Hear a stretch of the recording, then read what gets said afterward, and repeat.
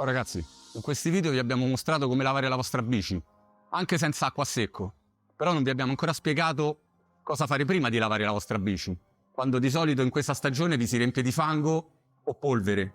Quindi con poche decine di euro e una tanica da 5 litri d'acqua cerchiamo di evitare di farvi litigare con il vostro compagno o con la vostra compagna.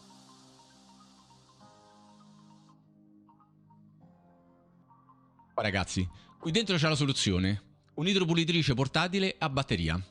Eccola qua. L'idropulitrice a batteria portatile, estremamente compatta e la potete tenere tranquillamente in macchina, dentro uno zaino o comunque ve la portate appresso durante le vostre uscite, in modo che al ritorno un colpo di lancia e tirate via tutto il grosso. In dotazione anche la sua lancia, questa va avvitata davanti.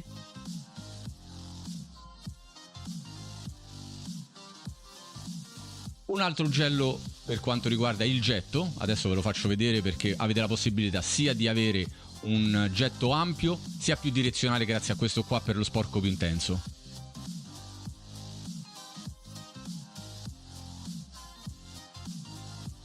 Il tubo con relativo filtro alla fine per lo sporco accumulato nell'acqua in modo che da non danneggiare il motore.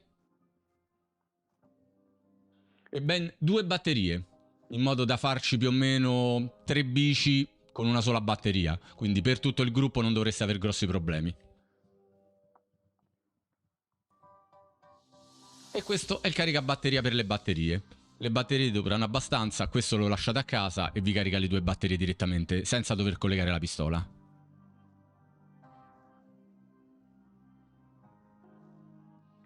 Inoltre c'è il flacone del detersivo se volete lavare con il sapone e non volete utilizzare i prodotti che vi abbiamo già mostrato in questo video qua sopra.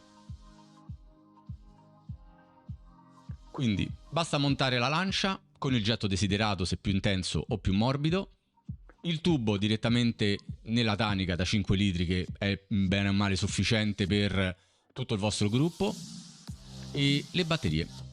Dopodiché è già pronta all'uso, quindi non bisogna altro che spruzzare con moderazione direttamente sul telaio e sulle componenti un pochino più delicate. Quindi dopo aver utilizzato l'idropulitrice a batteria potete tranquillamente tornare a casa o nel vostro box e lavare e dare l'ultima passata di sapone o di lavaggio a secco, come già vi abbiamo mostrato in questo video qua sopra, per non litigare con il vostro compagno o la vostra compagna o riempire la casa di fango o di polvere.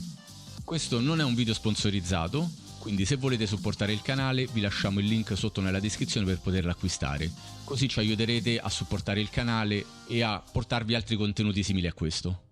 Quindi se questo video ti è stato utile lascia sotto un like.